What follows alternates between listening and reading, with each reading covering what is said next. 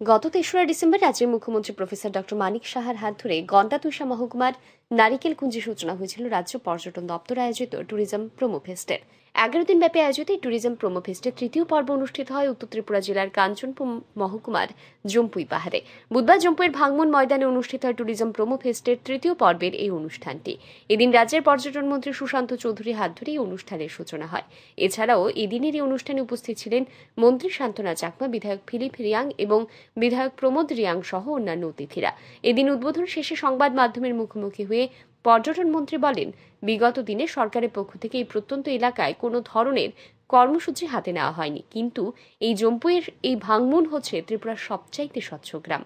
প্রকৃতির কোলে অবস্থিত এই এলাকাকে বিশ্বের দরবারে নিয়ে যেতে এই স্থানে এই অনুষ্ঠানের আয়োজন করা হয়েছে।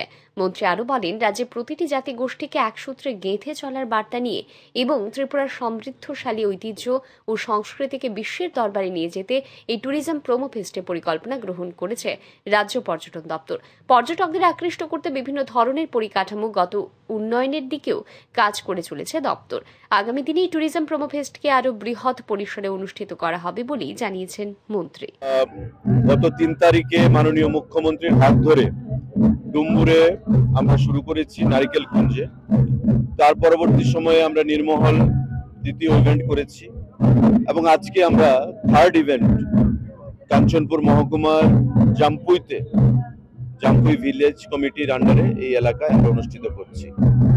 এটা অভূতপূর্ব সারা আমরা বিগত দিনে লক্ষ্য করেছি এবং আজকের অনুষ্ঠানেও যে জাম্পুইটা একটা কর্নার এবং মিজোরাম বর্ডার আপনারা জানেন, সেখানে বিগত দিনে সরকারের পক্ষ থেকে কোনো ধরনের কর্মসূচি গ্রহণ করা হয়নি, কিন্তু আমরা জানি জাম্পুই ভিসি হচ্ছে ত্রিপুরা রাজ্যের ক্লিনেস্ট ভিসি, সবচেয়ে পরিচ্ছন্ন সেখানে গ্রাম।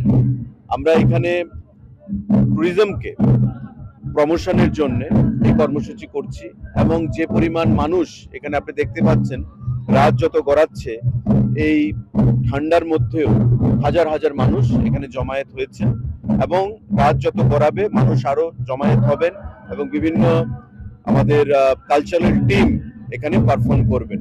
তার মধ্যে তাদের যে পপুলার ব্যান্ডগুলো রয়েছে, সেখানে আমাদের ককবরক ব্যান্ড, আমাদের বাঙালি ব্যান্ড, আমাদের মিউজিকের বিভিন্ন আগরতলা থেকে আগত মিজোরামের বিভিন্ন ব্যান্ড এখানকার পপুলার তাদের রয়েছে।